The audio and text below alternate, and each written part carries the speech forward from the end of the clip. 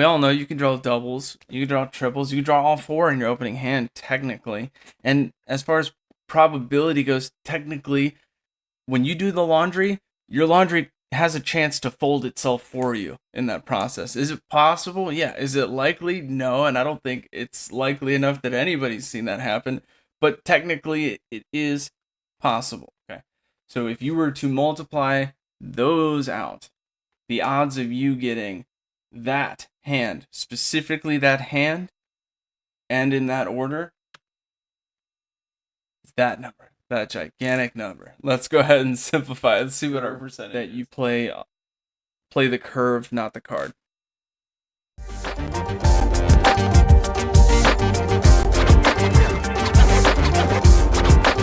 What's up, deckheads? Welcome back to MTG with me. It's the Gainswalker. Today we're going to talk about deck building stats. Very important. Used to be way more important before they made the mulligan change in the rule, and still worth talking about. I'm going to go ahead and break down some of those numbers for you just so you can visually see what I'm talking about as far as getting your lands in the opening hand. Alright, when we're thinking about a 60 card standard deck that has 24 lands in it, what are the odds that you're drawing your lands? For your opening hand, the first card, it's 24 out of 60. That's the 2/5. It's going to be 40%. The next card, if you didn't draw a land, you still have those 24, but the size of the deck N has gone down by 1. So it's 24 over 59. We're going to slightly increase from 40%.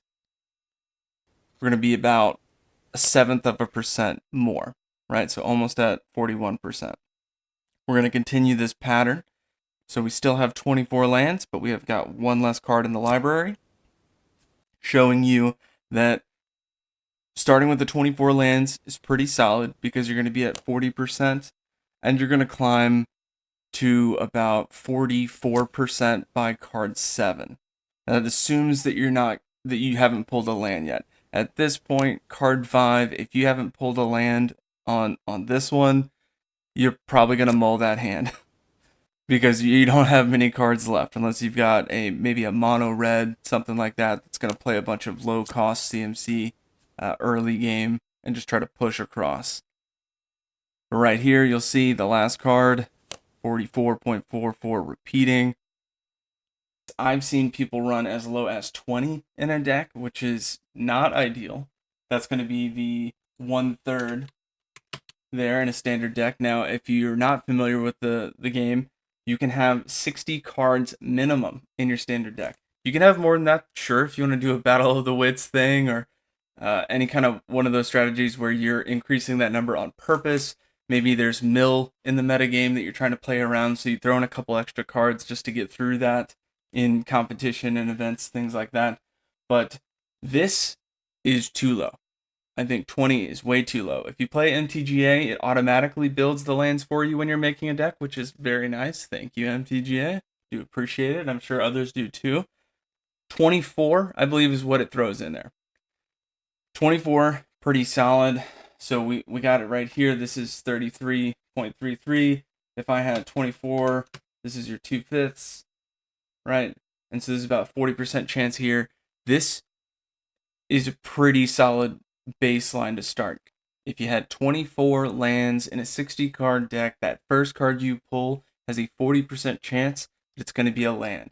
If you don't draw a land all the way until the 7th card, it increases up to 44%. Not that you would keep a hand with one land and it being the 7th card that you pull, but that kind of gives you an idea of the ranges. So let's quickly just run the math for instead of a 24 land deck, let's say you only put 20 in, right? So we're talking about 33% here. If you didn't draw one until the 7th card, that's going to be 37%. So they both increase by 4%, but it does make a really big difference. Go ahead and play test it if you don't believe me. 24 is pretty strong. 20 is definitely too low. I like to kind of keep it in between. Sometimes I find that 24 is just too much, but that's typically because I like to play on the low end. I like to play early to mid game instead of mid game to late game strategies. when I first started. The next thing I want to show you is about the curve of your deck. So how many of what CMC, converted mana cost, you put in your deck. The lower the number and the lower the average number of CMC that you have, the more spells you can play in a short amount of time, right? So if I have a bunch of 1-drops and 2-drops on turn 3, I've got a lot more opportunity to play 2 things instead of just a 3-drop, right? I could play a 2-drop and a 1-drop. Or maybe you have 3 1-drops and you want to play 3 things and just 3 1-drops on turn 3. It opens more doors for you as far as playability, but let me show you what I have for my standard deck that I use in MTGA. If you look at the curve over here, this I've got 22 lands, 24 creatures, 14 non-creatures. I really don't run into a problem with getting mana, and after I get about 4 mana, I'm pretty set. And so if I keep an opening hand with 3, I'm looking to play into more mana to get that mid-game push or hit it. So that's why I'm running 22, right in the middle of what we're talking about instead of 24. 24 is really solid though. And I'm going to take this time now to let's build a random deck.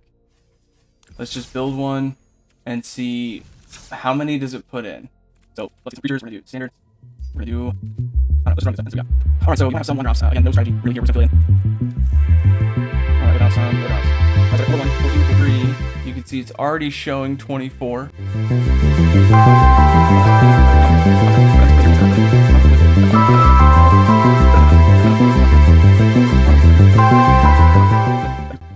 So kept the average CMC down, creatures 22, non-creatures 14. That's a pretty decent spread, and it still kept the lands at 24. I don't think if I had like really swayed this towards the high CMC that would change. But let's give it a quick look. You know what I mean? That's a heavy. Okay. No 1-drops. Only 3 drops and higher as far as creatures. Did it change it from 24? No. So it's, as a staple, is going to give you 24 to kind of prep for those higher end cards. I think is why it's doing that. Alright, so now let's talk about 4-ofs. You've come up with a strategy, you think it's going to work, and it's revolving around a couple of groups of cards. Maybe you've got 3 different cards you want to work together, and you put them as 4-ofs in your deck, the most you could fit in your deck, right? Without having other cards or other stipulations playing into it, right? So you've got 4 of them. 4 out of 60 is what you're looking at. Let's just throw it in so you can see what's going on. Alright, so 1 out of 15. You've got 1 out of 15 to get 1 of those 4, right? But we all know you can draw doubles, you can draw triples, you can draw all 4 in your opening hand, technically. And as far as probability goes, technically, when you do the laundry, your laundry has a chance to fold itself for you in that process. Is it possible? Yeah. Is it likely? No, and I don't think it's likely enough that anybody's seen that happen, but technically it is possible.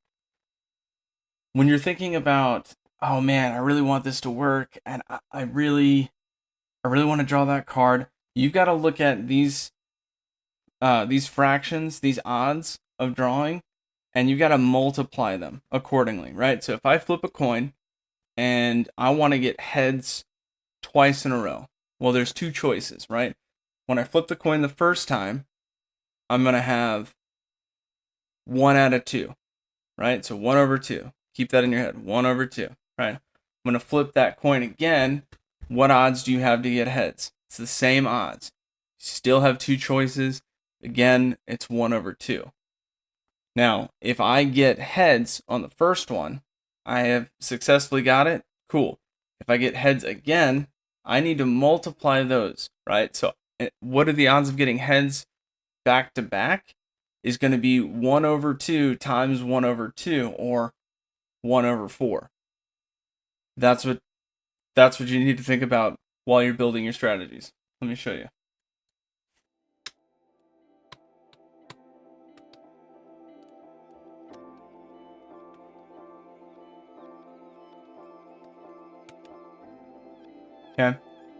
So you'll see here, you're going to multiply the denominator. So as you're doing your math, there you go. You got your 1 out of 4.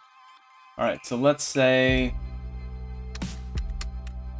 I've got 1 out of 15, right? I got, let's say I'm trying to draw my lands. So I've got a 24. If I'm on my second card here, let's see, second card. You know what? All right, so let's talk about odds. I don't want to do any simplifications along the way. I've got 4 cards in the deck of 60, and I want to get that from my first card. Okay, so it's 4 out of 60. That one's pretty easy. The next one, let's say I want the same card. I want 2 out of those 4. Okay, well, now it is 3 over 59. Because I've already drawn 1 card and I have 1 less of what I wanted. And now let's think about our lands. We want, let's say we started with 24 lands. We didn't draw any yet. We're gonna have 24 out of 58. And again, kind of got some hypotheticals here. We got the 1 card we wanted. We wanted that card again. We got it. We wanted a land. We got it. Let's do another one here. I would have 23 then lands, or 57. And let's say there's another card that I know works really well with the first one that I got, and it is also a 4-up. Okay, well then there's 4 in it yet. There's 4 still because I haven't drawn one of them yet. The N, the sample size of my deck, the total number of cards in my library that I'm drawing from, has gone down again. There we go. As you can see, we've got 5 cards there, and I've only pulled 2 lands, so I want to see 1 more land. Let's think about it. We're gonna have 22 because we've drawn 2, 24 and 23, so we'll have 22 lands. And what is our sample size? We went 1 down, right? So now I'm gonna go 55, and then our last card.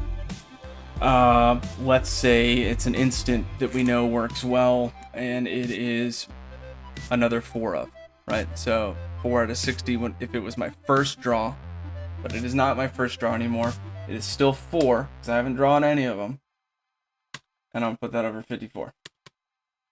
And you'll see we've got our first pull, second, third, fourth, fifth, sixth, and seventh. Okay, so if you were to multiply those out, the odds of you getting that hand, specifically that hand, and in that order, is that number, that gigantic number. Let's go ahead and simplify. Let's see what our percentage is. All right, so we got 184 divided by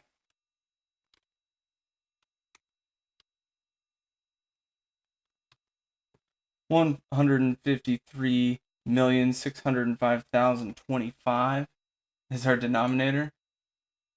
That's some serious. If you don't know what E is, it's times 10 to the negative 6th. So we're gonna move this decimal over 6. So 1, 2, 3, 4, 5. That is a very, very low number. So it gets a little bit confusing when you think about this. But also know that it's 4 out of 60, right? It's 3 out of 59, but there's still 2 in there. So it seems astronomical. This is why I like to keep my curves down, because I'm not necessarily trying to hit the same hand, that winning hand that I know. Like, I have a Legacy Storm deck I mentioned previously, and if I get the right amount of cards, I have good odds at storming into my win condition, because they're all low CMC, and I that opening hand is real easy for me to get. I've got a very low amount of lands in there because I'm using Lotus Petals. I'm using a lot of stuff that's just lay it down and tap it and send it, right? And I'm hoping to draw into what I need to kind of keep that going, and for no counters, of course, no Fluster Storms or anything like that. But when you look at it this way, it gets a little daunting. I like to keep the CMCs low. I like to keep the 4-0s in there if they're good and if I have them, again, free-to-play player as far as MTGA goes. So it's a little bit hard for me to kind of work the strategy that I want to in that sense, but it's not incredibly terrible, right? And if you've played, you want to play test your hands to really get a feel for it and understand it, but this is kind of giving you that outside scope, right? We talked about lands, and okay, you've got, if you do 20 out of 60, you're at 33% to start, and at most you're going to hit about 37%. Whereas if you start with 24 lands over 60 in a monocolor deck, are you going to get the lands that you need in your opening hand? It's going to be 40 to start on your first draw, and by the time you hit your 7th draw, it's going to max out at 45% if you haven't drawn a land up to that last draw. Let's think about it. Let's do an example where we only have 1-ups, right? That's pretty astronomical. So let's see. I've got 1 out of 60, and the next card I want to hit is 1 out of 60, but it's now 59. A little bit better. Just a bunch of 1-ups. Let's see what this example looks like.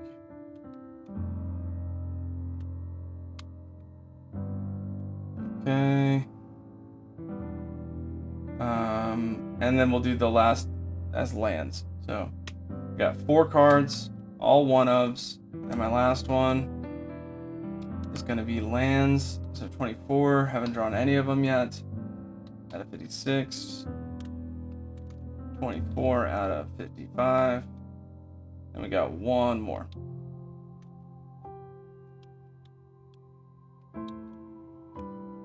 Okay, so I've got my 1st, 2nd, 3rd, 4th, 5th, 6th, 7th. 3 of those are lands. The other 4 are other spells, creatures, anything that's not a land in the deck that I only have 1-ups. So this is kind of like that commander style logic here. Let's see what we got. Okay. A lot smaller here. Alright, so we had 1.19 times 10 to the negative 6th. So we're looking at 5 zeros before we start to get into our percentage, which is a very small percentage. But let's see what we got here. So 4 divided by 5, 6, 3, 2, 1, 8, 45. Okay. Way worse. Alright, so 7.102, okay, whatever, times 10 to the negative 9th. So I'm going to move that decimal to the left 9 times, and then I can evaluate what the percentage is. If you're unfamiliar with percentage is a fraction over 100, so I'm going to move that decimal over 2 to see what my percentage is. So if I had if I had a fraction that I divided and it came out to be let's do the 2/5 because we talked about that before, right? So if I divided that, I'm going to get 0.4. 0.40 is 40%. I'm going to move the decimal the other way too to see what my percentage is. If you like thinking in percentages, that's one way to do it. But we've got here 7.10 times 10 to the negative 9th. So I'm going to move it past the 7th, and then I'm going to move it 8 zeros more. So the last one was times 10 to the negative 6th. So we had 5 zeros. This is incredibly unlikely that you're going to get the specific 4 cards and 3 lands that you wanted, but that is why you run 4-ups, is because you're going to squeeze those percentages out as much as you can, but it's just one of the challenges of the game. So what can you do to mitigate that is you can run a bunch of 1-ups. So now we're going to talk about the mana curve as a whole and seeing, am I going to get my turn 1 play? This is what a lot of good players think about. What's my turn 1 play? What's my turn 2 play? What's my turn 3? And then by turn 4, it's kind of pretty stretched out. So turn 1. What can I play on turn 1? Well, unless you're playing Legacy, you're probably going to play a 1-drop. So, how many 1-drops can I play? If my 1-drops are removal spells, well, I need to be playing in response to my opponent to get the most value out of it. They play a 1-drop, I play a 1-drop removal on my turn. Pass back to them. They play a 2-drop, I play a 2-drop removal on their 2-drop. Right? Going back and forth, whatever strategy you have. But let's think about it in terms of 1-drops, right? Because you can only have 4 of the same card, but I can maximize my odds of hitting a 1-drop if I focus on, all right, I'm going to stack this many 1s and this many 2s. And another thing, I know I'm throwing a lot of numbers at you right now, but if you have a bunch of 1-drop, 2-drop, peak at 3, and go back down at 4, by the time you hit turn 4, assuming your lands are in order, I can play 2 2-drops. I can play a 3-drop and a 1-drop. I can play 4 1-drops. You know what I mean? And that allows you to have way more control over what's happening in the board state. Board state is what's on the playing field in front of me and how much open mana do I have. I don't want to exclude open mana because that's very important. You could have a great board state and your opponent could just be ready to take care of that. You know what I mean? So you have to be conscious of that, but let's get back to the math. All right, so the math. 24 lands, which means I've got 36 other things. If I had 10 1-drops, okay, so that's 10 out of 60, okay. What if I pulled 3 1-drops in my opening hand? How's that going to affect my odds? So I've got 10 over 60, right? I've got 9 over 59. And then I've got 8 over 58. Okay? Don't forget your lands. You're not going to keep an opening hand without your lands, so it's pointless to think about this math without it. Let's think about 24 over 57.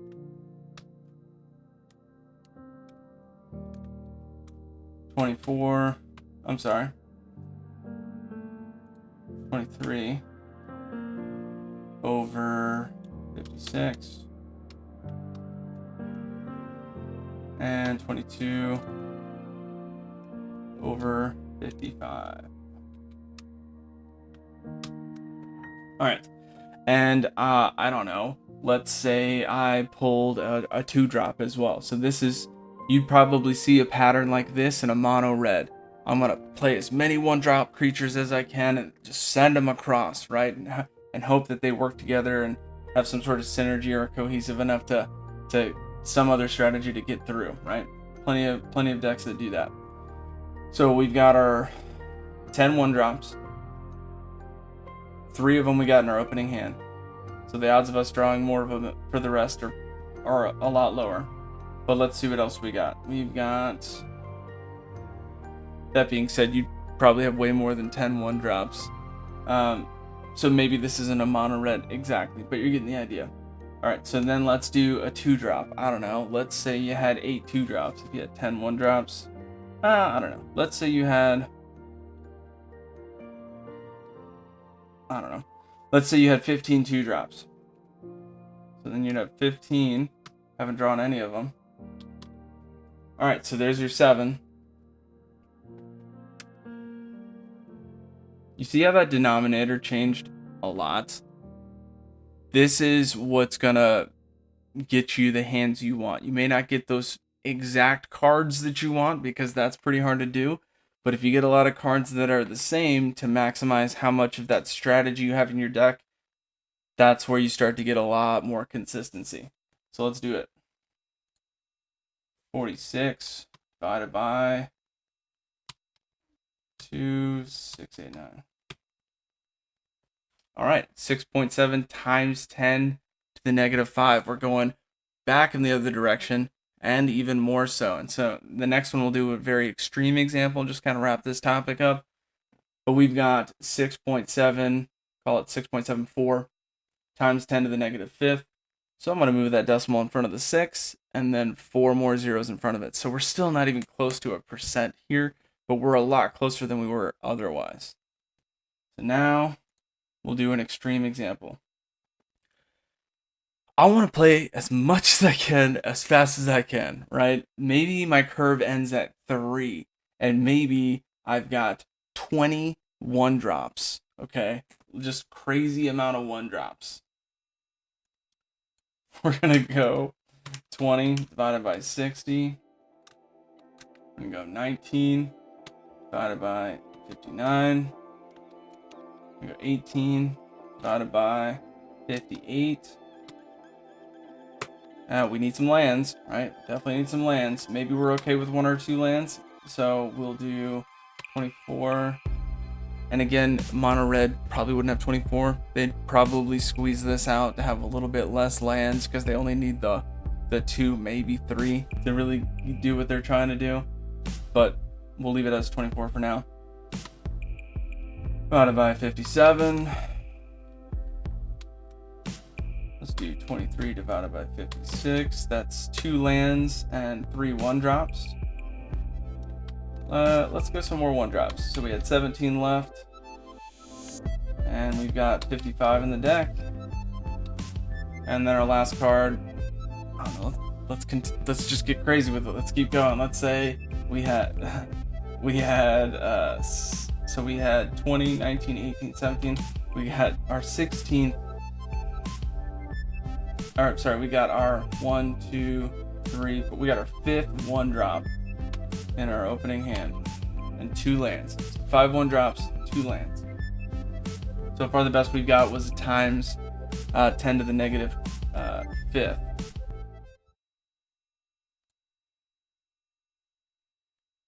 Get rid of that. 3128 divided by 592, 86, 15. 592, 86, 15. Okay. We're getting there. That is getting a lot closer to what you want, right?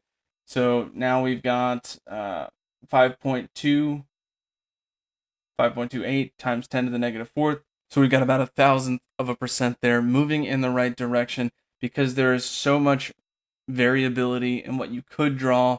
What you want to do is control your curve, right? Now, some people overlook this, but it's really important because if you don't plan this way, you're going to find yourself mulling a lot and counting on that one hand to kind of get you where you need to go instead of finding a series of cards that work together to help you control that board state.